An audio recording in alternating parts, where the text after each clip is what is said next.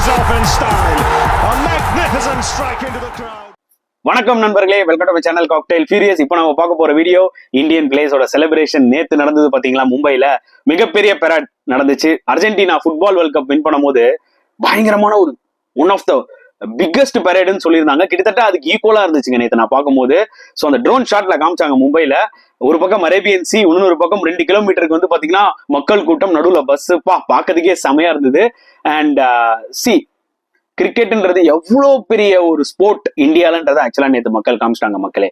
So மற்ற countries பீப்புளா இருக்கட்டும், இல்லை நம்ம இந்தியாவில இருந்துகிட்டே இல்லை என்னடா கிரிக்கெட் பாக்குறீங்க அப்படின்னு சொல்றவங்களா இருக்கட்டும், நேற்று நடந்த அந்த பரேடை பார்த்துருந்தாங்கன்னா அவங்க தெரிஞ்சிருக்கும், இத்தனை பேர் லவ் பண்றாங்களா கிரிக்கெட்டை. ஸோ ஒரு வேர்ல்டு கப்ன்றது இவ்வளவு முக்கியமா. ஒரு வேர்ல்டு கப் வந்து வின் பண்ணோன்னே எவ்வளவு சந்தோஷம் எல்லார் மூஞ்சிலும் கண்டிப்பா நிறைய பேர் வந்து நோட் பண்ணியிருப்பாங்க. எனக்கும் ரொம்ப சந்தோஷமா இருந்தது அந்த ஒரு moment. It was so emotional. ஏன்னா நல்லா ஞாபகம் வச்சுக்கோங்க, பிளேயர்ஸும் வந்து பாத்தீங்கன்னா அந்த பஸ்ல போயிட்டு இருக்கும் போது எப்படி என்ஜாய் பண்ணாங்க நீங்க பாத்தீங்களா. அது ராகுல் டிராவிடா இருக்கட்டும், இல்ல விராட் கோலி, ரோஹித் சர்மா, அங்க விளையாடின அந்த 15 பிளேயர்ஸா இருக்கட்டும், எல்லாருமே வந்து ரொம்ப எமோஷனலா இருந்தாங்க. ஓகேங்களா. சோ அவங்களும் சின்ன குழந்தை மாதிரி, அவங்களும் மக்களோட மக்களா அந்த செலிப்ரேட் பண்ணும்போது நம்மளுக்கு ஒரு விஷயம் புரிஞ்சுது. சி, தே ஆர் ஆல்சோ நம்மள மாதிரி அவங்களும் தான் ஒரு ஹியூமன் பீயிங். ஓகேங்களா. மேபி அவங்க வந்து கண்ட்ரிக்காக ரெப்ரசென்ட் பண்ணி விளையாடுறாங்க, அடுத்த லெவல்ல அப்படி போயிட்டு இருக்காங்க. And at the same time ஐபிஎலுக்கு தான் ப்ரிஃபர் பண்றாங்க.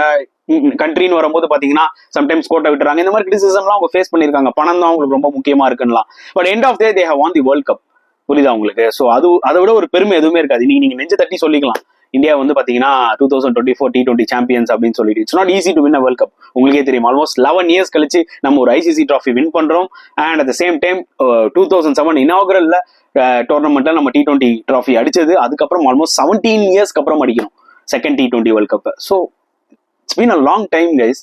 ரோஹித் சர்மா, விராட் கோலி T20 ஃபார்மேட்ல இருந்து ரிட்டையர் ஆறாங்கன்னு சொல்றாங்கன்னா அப்ப பாத்துக்கோங்களேன் எவ்வளவு வருஷங்கள் ஆச்சு இந்தியா டிராஃபி அடிச்சுன்னு. So it's a special moment ஆக்சுவலா. இந்த particular 2024 T20 world cup win பண்ணது it's seriously special moment. And எல்லா பிளேயர்ஸுமே ரொம்ப எமோஷனலா அந்த பிளாகை மாட்டிக்கிட்டு கிரௌடு கிட்ட ஒரு கிரௌடு கிட்டையும் சல்யூட் அடிச்சுக்கிட்டு அவங்க கிட்ட வந்து செலிப்ரேட் பண்ணிக்கிட்டு அவங்களுக்கு ஒரு ஃபிளைங் கிஸ் கொடுத்துக்கிட்டு, நிஜமாவே அதை பார்க்கும்போது சூப்பரா இருந்ததுங்க. எனக்கு அப்படியே புல் அடிச்சிருச்சு. சம்டைம்ஸ் எனக்கு கொஞ்சம் எமோஷனலாவும் ஆச்சு அதை பார்க்கும்போது. ஏன்னா ஒரு ஃபீலிங், மேபி அது சென்னையில நடந்திருந்ததுன்னா நம்மளும் போய் பார்ட்டிசிபேட் பண்ணிருக்கலாம். பட் மும்பை இந்த போது கண்டிப்பா நம்மளுக்கு அது ஒரு டிஃபிகல்ட்டான ஒரு matter. But Mumbai is famous for இந்த மாதிரி விஷயங்கள். ஏன்னா லைக் 1971 இருந்து எடுத்துக்கோங்க, 1983 இருந்து எடுத்துக்கோங்க, 2007 T20 வேர்ல்ட் கப்ல இருந்து எடுத்துக்கோங்க, மும்பைல தான் ஜெனரலா பெரேட் நடக்கும் அண்ட் மக்களும் வந்து பார்ப்பாங்க. ஸோ இந்த முறை இன்னுமே செமையா கலக்கிட்டாங்கன்னு தான் சொல்ல முடியும். ஸோ சூப்பரா இருந்தது பார்க்கும்போது. எனக்கே ஒரு நல்ல ஒரு ஃபீலிங். அது ஒரு பக்கம் ஜெய்ஷா, அவரும் வந்து பாத்தீங்கன்னா, பாஸ் நீங்க வந்து ஒரு பிசிசிஐ பிரசிடென்ட், ஆனா ஒரு என்ன சொல்றது, ஒரு ஃபேன்ஸ் ஜெனரலா கூட சேர்ந்து பிளேயர்ஸோட செலிப்ரேட் பண்ணா எப்படி பண்ணுவாங்க, அந்த மாதிரி அவர் இறங்கிட்டாரு. ஸோ அந்த டைம்ல ஒரு ஃபேன் பாய் மூவ்மெண்ட்டை பார்க்க முடிஞ்சது எனக்கு. ஸோ செமையா இருந்தது அந்த மூமெண்ட்ஸ் எல்லாமே பார்க்கறதுக்கு. சில பேருக்குலாம் வந்து பாத்தீங்கன்னா மரத்து மேலே ஏறி நின்று வீடியோ எடுத்துட்டு இருக்காங்க மக்களே. அவங்களாம் பார்க்கும்போது பாத்தியா கீழே தான் ஊந்துற போற ஏதாவது ஆயிட போகுதுன்னு அந்த அளவுக்கு வெறித்தனமா ஆக்சுவலா இருந்தாங்க. அண்ட் பிளேயர்ஸ் எனக்கு தெரிஞ்சு 100% கொடுத்துருக்காங்க. அந்த என்ஜாய்மெண்ட் கிளியரா தெரிஞ்சதுங்க. they were just waiting for it ன்னு புரிஞ்சது. பேர்படோஸ்ல இருந்து அன்பார்ச்சுனேட்லி அவங்களால கிளம்ப முடியல அந்த வெதர்னால. புரியுதா உங்களுக்கு. எப்படா இந்தியா போய் மக்களை பார்ப்போம் அப்படின்னு வெயிட் பண்ணிட்டு இருந்தது கிளியரா தெரிஞ்சுது. So I'm so happy. ஒரு வழியா நேற்று காலையில வந்து டெல்லி ரீச் ஆகி அங்க இருக்க ஹோட்டல்ல போய் கேக் கட் பண்ணிட்டு போய் அப்புறம் நம்ம பிரைம் மினிஸ்டரை பார்த்துட்டு ஒரு சின்ன மீட்டிங் அட்டன் பண்ணிட்டு போட்டோஸ் எல்லாம் எடுத்துட்டு அதுக்கப்புறம் வந்து பாத்தீங்கன்னா ஈவினிங் மேல இந்த பெரேட் நடந்துச்சு. ஸோ 5 o'clock நடக்கும் நான் எதிர்பார்த்தேன், லைவ்லாம் வந்தா. பட் கொஞ்சம் டிலே ஆயிடுச்சு. பட் டிலே ஆனாலும் தரமா இருந்துச்சுன்னு தான் சொல்ல முடியும். அதுக்கப்புறம் என்ன ஒரு மிகப்பெரிய ஸ்பெஷல்னா, வெங்கடேஷ் ஸ்டேடியம் வந்து பாத்தீங்கன்னா ஓபன் பண்ணிட்டு இருந்தாங்க. ஏன்னா அங்கதான் பிளேயர்ஸ் வந்து ஃபைனலா லைக் அந்த ஒரு பிரசன்டேஷன் மாதிரி அரேஞ்ச் பண்ணி ஒரு லாஸ்ட் ஒரு குரூப் போட்டோ அண்ட் அந்த என்ஜாய்மெண்ட் அது எல்லாமே பண்ண போறாங்க. பிசிசிஐ எல்லாம் அரேஞ்ச் பண்ணியிருந்தாங்க. ஸோ வெங்கடேஷ் ஸ்டேடியம் ஆல்மோஸ்ட் 3 மணிக்கே ஓபன் பண்ணிட்டாங்க போல. ஸோ பிளேயர்ஸ் வரதுக்கு ஒரு 4 மணி நேரம் முன்னாடியே பாத்தீங்கன்னா ஆல்மோஸ்ட் ஜாம் பேக்டுங்க. ஆல்மோஸ்ட் 36,000 ஸ்பெக்டேட்டர்ஸ் வந்து அங்க இருந்திருக்காங்கன்னா பாத்துக்கோங்க, ஜாம் பேக்டு. அண்ட் பிளேயர்ஸ் எல்லாருமே வந்தாங்க பரேட் முடிச்சுட்டு. அண்ட் எல்லாருமே ஒரு ஸ்பீச் கொடுத்தாங்க. ஸோ அதுல எனக்கு ரொம்ப பிடிச்சிருந்தது பாத்தீங்கன்னா, ஆப்வியஸ்லி விராட் அண்ட் ரோஹித் பேசினது தான் இருக்கிறதுலே ரொம்ப ரொம்ப கீ. ஏன்னா 2 பேரும் they are the legends, living legends சொல்லலாம். T20 ஃபார்மேட்ல வேணா அவங்க retire ஆயிருக்கலாம். they are going to continue in ODI and Test cricket. Living லெஜெண்ட்ஸ்னே சொல்லலாம். அதுல இனிஷியலா ரோஹித் வந்து பேசினாரு. ரோஹித் வந்து இறங்கினோடனே கிரௌட் அப்படியே எமோஷனல் ஆகி அப்படியே கத்துறாங்க பயங்கரமா. ஒரு ரோஹித்தும் சரி விராத்தும் சரி வரும்போது அந்த கைண்ட் ஆஃப் அந்த பாகுபலி மூவ்மெண்ட் ஞாபகம் வருது, KGF மூவ்மெண்ட் ஞாபகம் வருது. அந்த லெவல்ல இருந்தது. அலப்பரா பண்ணிட்டாங்க crowd. Actually they deserve it இல்லைங்க. இப்படி ஒரு அப்ளாஸ் வந்து கண்டிப்பா 2 பேருமே டிசர்வ். அதில் முதல்ல ரோஹித் வந்து எமோஷனலா பேசினாரு, எங்களுக்கு இந்த ட்ராஃபி ரொம்ப ரொம்ப இம்பார்ட்டன்ட், கிட்டத்தட்ட 11 இயர்ஸ் ஆச்சு நாங்க ஐசிசி ட்ராஃபி வின் வின் பண்ணி. ஸோ நாங்க மட்டும் வெயிட் பண்ணல, இந்த ஒட்டுமொத்த நேஷனுமே இந்த டிராஃபிக்காக தான் வெயிட் பண்ணுதுன்னு எங்களுக்கு நல்லா தெரியும். ஸோ அதுக்காவது எப்படியாவது நாங்கள் வின் பண்ணி இந்த டிராஃபியை இந்தியாவுக்கு எடுத்துட்டு வரணும் இருந்தோம். அதுக்கேற்ற மாதிரி நாங்கள் அதை சாதிச்சிட்டோம். அண்ட் ஹோல் டீமுக்குமே கிரெடிட் கொடுத்தாரு. ஒரு இண்டிவிஜுவல்னால எதுவுமே பண்ண முடியாது. I have to give huge credit to my entire team, also supporting staff. இவங்கலாம் இல்லைன்னா கண்டிப்பா இது நடந்திருக்காது. அண்ட் ஆப்வியஸ்லி ரொம்ப ஸ்பெஷல் டோர்னமெண்ட் சொல்லலாம், because we are been unbeaten அப்படின்றத சொன்னாரு. அண்ட் ஹர்திக் பாண்டியாவை பத்தி பயங்கரமா பாராட்டினாரு. ஏன்னா அந்த லாஸ்ட் ஓவர் வாஸ் சோ க்ரூஷியல்ன்றத பத்தி சொன்னாரு. அவர் கிளாஸ் அண்ட் விக்கெட் எடுத்ததா இருக்கட்டும், பிளஸ் அந்த லாஸ்ட் ஓவர்ல 16 ரன்ஸ் ரொம்ப ரொம்ப இம்பார்ட்டன்ட். ஒரு பக்கம் டேவிட் மில்லர் ரொம்ப டேஞ்சரஸ் பிளேயர், நினைச்சா 2-3 பால்ல முடிக்கக்கூடிய திறமை இருக்கு. ஸோ அந்த ஃபைனல் ஓவர்ல கொஞ்சம் மெச்சூரிட்டி காமிச்சு டென்ஷன் ஆகாம ரிலாக்ஸா போட்டு இந்தியா வின் பண்ணி கொடுத்தாரு. அவரோட ஒர்த்தை காமிச்சிட்டாரு அப்படின்றத சொன்னாரு. அந்த டைம்ல வந்து பாத்தீங்கன்னா கிரௌட் அவர் பேசிக்கிட்டே இருக்கும்போது ஹர்திக் ஹர்திக் அப்படின்னு கத்துறாங்க. அண்ட் ஹர்திக் பாண்டியாவும் ஏஞ்சி அக்னாலேஜ் பண்றாரு.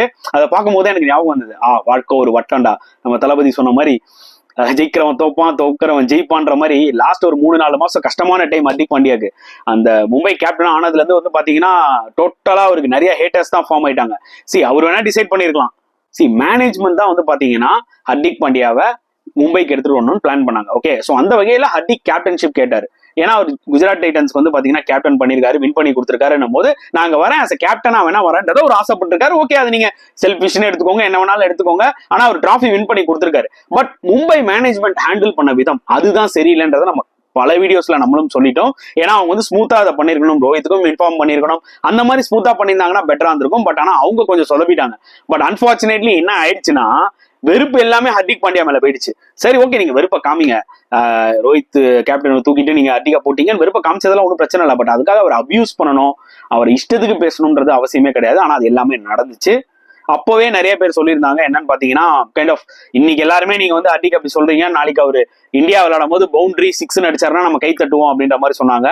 அதுக்கு மேலேயே ஆயிடுச்சு. அவர் பவுண்டரி 6 மட்டும் இல்ல, விக்கெட்ஸும் எடுத்து பவுண்டரி 6களும் அடித்து கடைசியில் இந்தியாவுக்கு ஒரு வேர்ல்ட் கப் வின் பண்ணி கொடுத்திருக்காரு. He has also been a big part of winning this world cupன்றதான் உண்மையா காமிச்சிட்டாரு. சோ அதை தான் ரோஹித் மீன் பண்ணும்போது வந்து பாத்தீங்கன்னா கிரௌட் ஹர்திக் கட்டிங் சொல்லும் போது அது ஒரு ஸ்பெஷல் மூமெண்ட் அவருக்குமே இருந்திருக்கும். வாழ்க்கை எப்படி போது பாருங்க. And at the same time Mumbai கிரௌடும் வந்து பாத்தீங்கன்னா 2 எக்ஸ்ட்ரீம்ஸ்ங்க. ஒன்னு உங்களை தூக்கி வச்சிருவாங்க, இல்ல டமால் கீழே போட்டுருவாங்க. இது மேஜரா மும்பை கிரௌட்ஸ் பண்ணுவாங்க. இல்லைனாலும் ஜென்ரலாவே நம்ம இந்தியன்ஸ் வந்து பாத்தீங்கன்னா சில பேருங்க இருக்காங்க. நான் எல்லாருமே சொல்ல வரல, சர்டன் செட் ஆஃப் பீப்புள்ஸ் இருக்காங்க. ஒண்ணு பயங்கரமா பாராட்ட வேண்டியது, இல்லைன்னா அடிமட்டத்துல திட்ட வேண்டியது. சோ என்னைக்குமே அந்த ஒரு மிடில் லெவல்ல இருக்கணுங்க. அதுதான் ரொம்ப ரொம்ப important. We should also understand the players feelings. அது ரொம்ப ரொம்ப இம்பார்ட்டன்ட். இன்னைக்கு பாருங்க, அவர் வந்து சாதிச்சிருக்காரு ஒரு வேர்ல்டு கப்ல. So that is what is more important. Hopefully இனிமேட்டு வந்து பாத்தீங்கன்னா பெஸ்ட் ஆஃப் ஹர்திக் பாண்டியா தான் பார்க்க போறோம்னு நினைக்கிறேன். And all for good. So next Virat வந்தாரு. விராட்டும் வந்து வாஸ் டூ எமோஷனல். அவர் வரும்போது கிரௌடு பயங்கரமா கத்தியிருந்தாங்க. சீக்குன்னு அவரோட சில பேரையும் யூஸ் பண்ணி பயங்கரமா பேசினாங்க. அண்ட் அவரும் வந்து பாத்தீங்கன்னா கிளியரா சொன்னாரு, கைண்ட் ஆஃப் எனக்கும் ரோஹித்துக்கும் இருந்த அந்த ஒரு 15 years பாண்ட் இந்த கிரிக்கெட் பொறுத்தவரைக்கும் லாஸ்ட் ஃபியூ இயர்ஸா எங்களுக்கு வந்து ஒரு வேர்ல்டு கப் எப்படியாவது வின் பண்ணி ஆகணும், அதுதான் எங்களோட மிகப்பெரிய கோலா இருந்துச்சு. ஸோ அதை நாங்கள் சாதிச்சிட்டோம், ரொம்ப சந்தோஷம். அதனாலதான் 2 பேரும் சேர்ந்து போட்டோஸ் நிறைய போட்டோம். So we were too emotional. அதுவும் அந்த பெரேட்ல கூட வந்து பாத்தீங்கன்னா 2 பேரும் அப்படி கப்பை தூக்கிட்டு அப்படி மக்களுக்கு அப்படி தூக்கி அப்படியே கத்திக்கிட்டே காமிப்பாங்க. அதெல்லாம் ஒரு செம மூமெண்டா இருந்துச்சு. இன்னொரு விஷயம் சொன்னாரு, அந்த மாதிரி ரோஹித் நான் ரீசெண்ட் டைம்ஸ்ல இவ்வளவு எமோஷனலா பார்த்தது கிடையாது. He was so desperate. And இங்கிலாண்டோட செமிஃபைனல் வின் பண்ணிட்டு எனக்கும் ஒரு கைண்ட் ஆஃப் எமோஷனல் ஆகி நானும் அழுதுட்டே வரேன். அந்த பக்கம் ரோஹித்தும் உட்கார்ந்து அழுதுட்டு இருக்காரு ட்ரெஸ்ஸிங் ரூம் கிட்ட.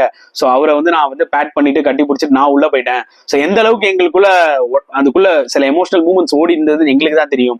வெறித்தனமா இருந்தோம், எப்படியாவது இந்த டிராஃபி அடிச்சானும்டா, நாங்க வந்துட்டோம், ஃபைனல் வந்துட்டோம், இதான் சான்ஸ், அடிச்சு நொறுக்கணும்ன்ற மாதிரி தான் எங்களுக்கு ஒரு ஃபீல் இருந்துச்சு. அதை நாங்க எப்படியோ செஞ்சிட்டோம். we are so happy for the people mainly அப்படின்ற மாதிரி சொன்னாரு. அண்ட் ஜஸ்பீர் பும்ரா பயங்கரமா பாராட்டினாரு. அதாவது கிட்டத்தட்ட ஒரு வரப்பிரசாதம் சொன்னாரு. நல்லா ஞாபகம் வச்சுக்கோங்க, அந்த பக்கம் கௌரவ் கபூர் தான் வந்து பேசிக்கிட்டு இருந்தாரு.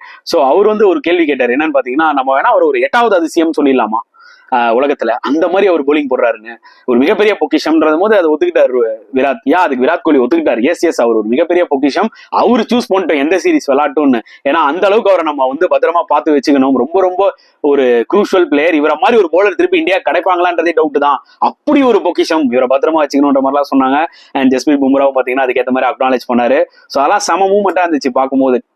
என்டையர் டீமுக்கு கிரெடிட் கொடுத்தானுங்க. அட் சேம் டைம் ரோஹித்தும் சரி விராத்தும் சரி அந்த கேட்ச் பத்தியும் பேசினாங்க, சூரியகுமார் யாதவ் கேட்ச். ஏன்னா அதெல்லாம் ரொம்ப குரூஷியலா வந்து அமைஞ்சுது. அந்த அளவுக்கு சூரியகுமார் யாதவ் வந்து பிராக்டிஸ் பண்ணியிருக்காருன்றதையும் ரோஹித் சொல்லியிருந்தாரு. புரியுதா உங்களுக்கு? சோ அதனால அதையும் நம்ம மறந்துடக்கூடாது. எல்லாருமே கான்ட்ரிபியூட் பண்ணிருக்காங்களே இந்த விக்டரியில. ஸோ அதனால நீங்க யாரையுமே இல்லைன்னு சொல்ல முடியாது. லீஸ்டா பெர்ஃபார்ம் பண்ண ஜடேஜா கூட பாத்தீங்கன்னா சின்ன சின்ன க்ரூஷியல் நாக்ஸ் விளையாடி இருக்காரு, இங்கிலாண்டோட ஒரு சின்ன நாக் விளையாடினாரு. ஸோ அந்த மாதிரிலாம் நம்ம மறந்துட முடியாது sometimes. So every one have contributed to the team.